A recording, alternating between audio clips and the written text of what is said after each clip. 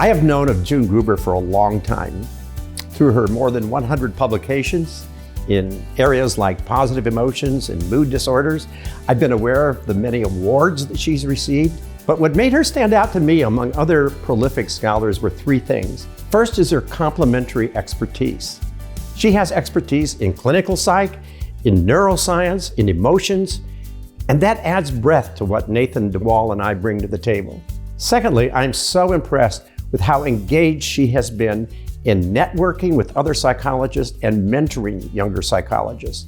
She is so connected, as illustrated, just to give one example, in her being the lead author on a recent article in Perspectives on Psychological Science on the future of women in psychology, with 57 other co-authors.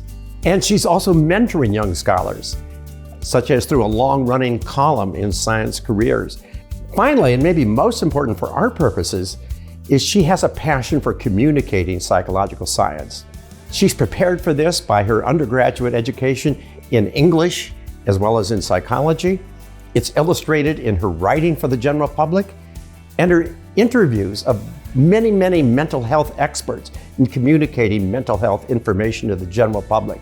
And of course, communicating to the general public is what we're all about. So we're just delighted to have her on our team.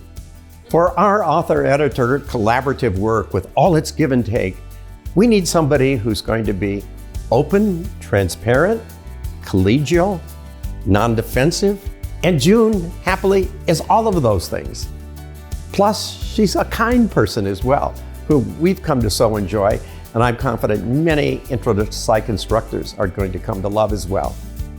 Working with June has been an absolute delight because she is passionate about psychology, but she's also passionate about communicating psychology to a general audience, which is what we do.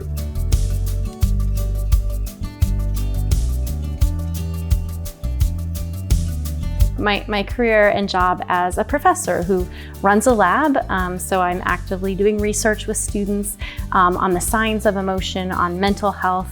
I'm also teaching classes, when it comes to introducing students to psychology or teaching them about mental health difficulties, that in a very real way, being involved in this textbook brings those pieces of my job, both as a researcher running a lab and teaching in the classroom. It helps bring those to life. I also can't wait to use Achieve this coming year in the classroom with my students.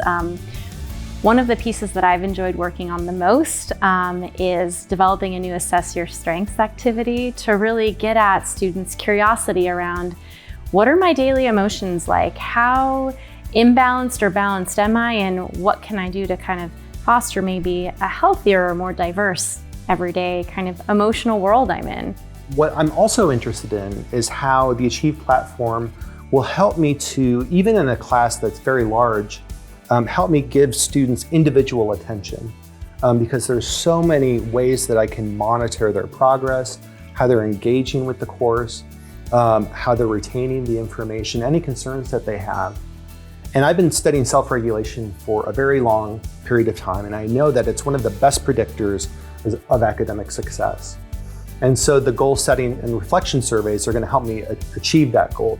The best part about Achieve is that I can do that whether I have 10 students or 1,000 students. I'm also really excited about Achieve, and the thing that's really sparking my interest this coming year is the way in which it's integrated with iClicker. I really love the opportunity to really track and engage students in the learning process while we're learning together, while I'm teaching them. So I think that's going to be a really novel and interesting new way of running the classroom this year. I'm looking forward to it.